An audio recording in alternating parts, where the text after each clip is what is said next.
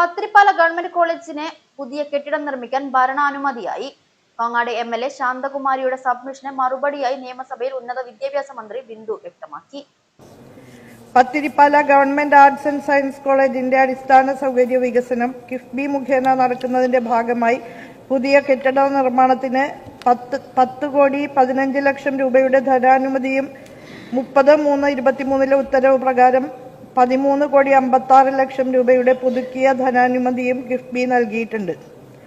ആയതിന്റെ അടിസ്ഥാനത്തിൽ നിർവഹണ ഏജൻസിയായ കിറ്റ്കോ പ്രസ്തുത പ്രവൃത്തിക്ക് സാങ്കേതിക അനുമതി ലഭ്യമാക്കി വർക്ക് ടെൻഡർ ചെയ്യുകയും യോഗ്യമാണെന്ന് കണ്ടെത്തിയ ഊരാളുങ്കൽ ലേബർ കോൺട്രാക്ട് കോഓപ്പറേറ്റീവ് സൊസൈറ്റിക്ക് വർക്ക് അവാർഡ് ചെയ്യുകയും ചെയ്തിട്ടുണ്ട്.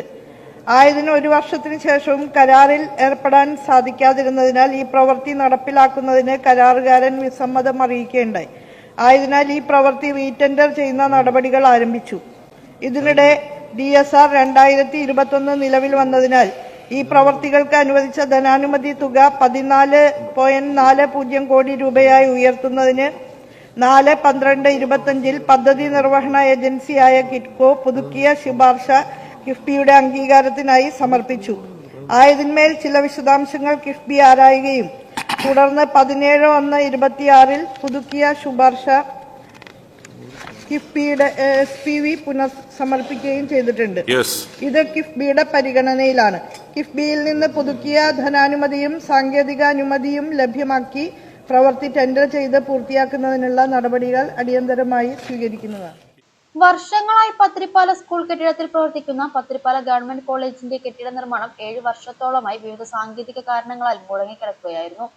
ആ പ്രശ്നങ്ങൾ പരിഹരിച്ച് സമയബന്ധിതമായി കെട്ടിടം നിർമ്മിക്കാൻ നടപടികൾ സ്വീകരിക്കണമെന്നാണ് കോങ്ങാട് MLA ശാന്തകുമാരി സബ്മിഷനിലൂടെ ആവശ്യപ്പെട്ടത്. കിഫ്ബി ഫണ്ടിങ്ങോടുകൂടി 13,56,00,000 കിറ്റ്കോ നിർവഹണ ഏജൻസിയായിട്ടുള്ള കോളേജ് കെട്ടിട നിർമ്മാണവും ഇതുവരെയും ആരംഭിക്കാൻ വേണ്ടി കഴിഞ്ഞിട്ടില്ല. 7 വർഷമായി ഈ കോളേജിന്റെ പ്രവർത്തനത്തിനകത്ത് സ്കൂളിന്റെ ഭാഗമല്ലാതെ മറ്റൊരു പ്രവർത്തനവും നമുക്ക് നടത്താൻ കഴിയുന്നില്ല എന്നുള്ളത് വളരെ ദുഃഖകരമായ ഒരു കാര്യമാണ്.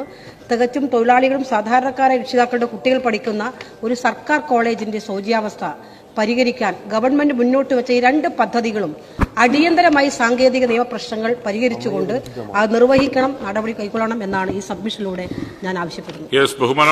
ഇക്കാര്യത്തിൽ കെട്ടിട നിർമ്മാണം ആരംഭിക്കാനുള്ള അനുമതി നൽകിയതായി മന്ത്രി മറുപടി നൽകി.